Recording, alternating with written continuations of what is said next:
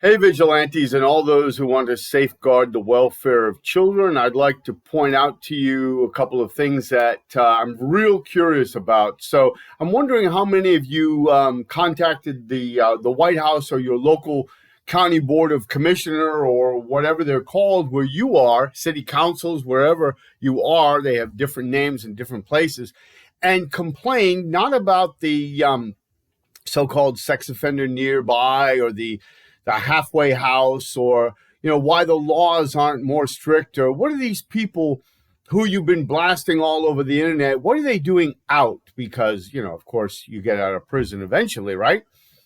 I'm wondering how many of you called the White House too and talked about all the issues with children that are not being addressed.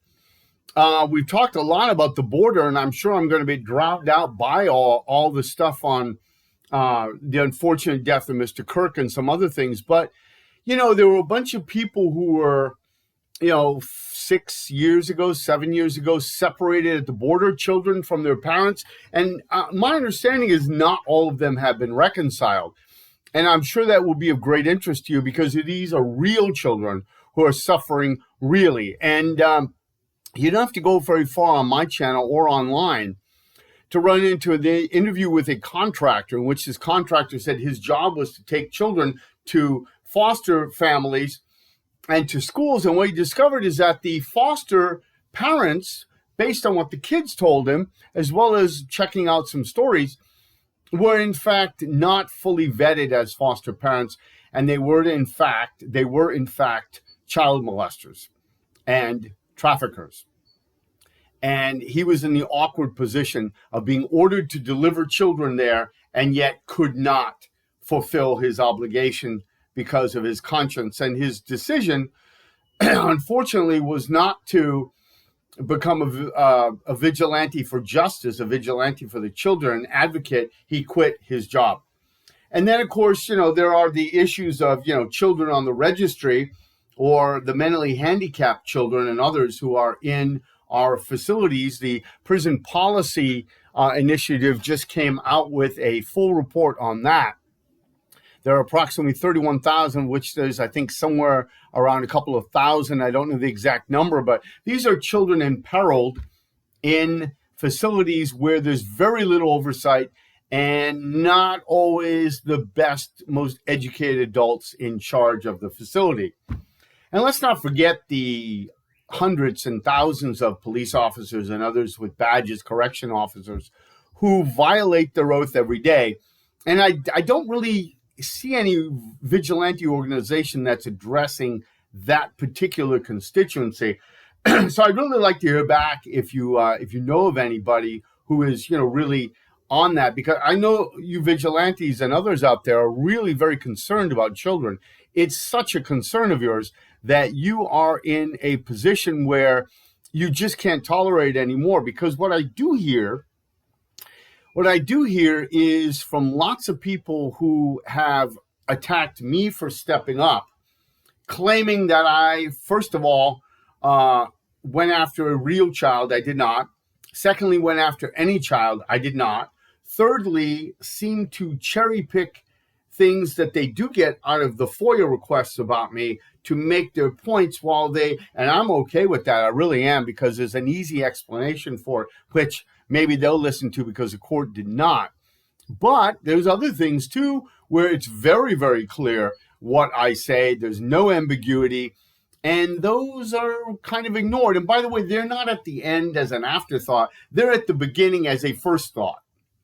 Because protecting kids is what I did for over 30 years until Detective Bauer decided to make a name for himself. This is the same Detective Bauer from the Fairfax Police Office,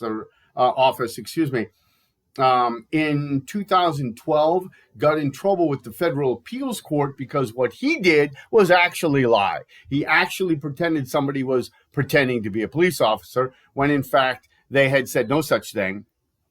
He took their words out of context. Sound familiar, those of you caught in stings? He took their words completely out of context and made a big nothing into a huge something, and he had his ass handed to him, as he should. There aren't any people investigating that. have to admit, I'm still waiting to hear back from the Internal Affairs Division of Fairfax County, also because of what the other detectives in the case did, namely Detective Spatz, who put together an affidavit to search my home. I guess after they held me for 4 days, nobody had thought to do that. I guess they thought they had something, but they had nothing. So 4 days later, as I was bonding out, they were in a panic, rushing to me, asking me to sign something that would give them authorization, not authorization really, but to notify me with the warrant that they're going to my house because they had to do that. Okay. And had I had the forethought, I wouldn't have signed it. But of course, being a decent human being, I had said to them, listen, I'm going to sign it. Why don't you give me a ride there? No, we can't do that. Okay, because I don't have a ride. And by the way, I have tenants and they do have their doors locked. Oh, that's no problem. We won't disturb that. And of course, every door was kicked in because cops love kicking in doors, as I have demonstrated a couple of times here. They love it. Absolutely love it. And eventually they're going to pay for it. So, we've got those situations involving children. We have those situations that claim to be involving children. Well, let's see, what else do we have? We have children who are being systematically removed as a line item in the budget in a roundabout way by cutting programs and assistance and food assistance, housing, and so forth for children. And I'm just wondering how many of you are out there screaming about that? How many of you are out there notifying people that you yourself, predator hunters, are actually got a little bit of a checkered past yourself? Now, you never want anybody to know this because I guess you're trying to assuage your guilt. I don't know. But you're happy to come after somebody like me. And believe me, I can take the blows and I give as good as I get. But it would seem to me you might want to disclose that. You're very, very upset that I don't supposedly disclose things, even though I'm more transparent than most people on here.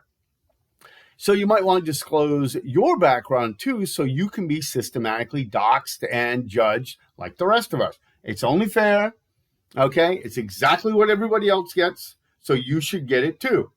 But yeah, you're kind of sensitive about that whole, doxing, even naming things like Eric Lind, who is currently coming after me for a second time.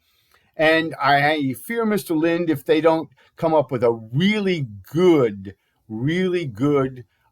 let's just say fabrication, Mr. Lind is going to find that he is being recognized and located and, maybe sued because apparently he wasn't interested in children either. He didn't have any real children that he was actually protecting. What he was trying to do is bait me and set me up because he doesn't like what I say on this channel. And he can say anything he wants. Any of you out there saying, oh, you violated the law, you didn't do this, or you didn't. I want to remind you of this. The next time you slide through the stop sign, I want you to be reminded next time you cheat just a little bit on your taxes, you don't quite have that number right, so you kind of pull it out of your head. Maybe it's right, maybe it's not right. Or any of the myriad other little violations every single day, you rule followers who are really more rule imposers than followers, because I did nothing even that egregious in recent time or past time. So here we are, folks. I wait to hear from you. I know how desperate you are to help children. Oh, also, please let me know how many of you are, giving blood to help a child, or a bone marrow transplant for a child, maybe giving some time to tutor a child or help somebody with autism who maybe has two children with autism, because children are such an important feat in your life, such an important issue in your life, that it is a tremendous feat for you to rescue just one child, as you have said to me. Also, while you're at it, please post your research on the registry and its efficacy. I'm still waiting for that. Some of you have said you have it. And, I do get a couple of them, I must admit, John and VA and a couple others that spar with me really well. But still, there's gaps in what they do. They accuse me of cherry picking. I accuse them of cherry picking, citing people who are independent researchers who come up with, very, very different views than the ICAC office at the federal government or the SORNA office or the local DOCs do.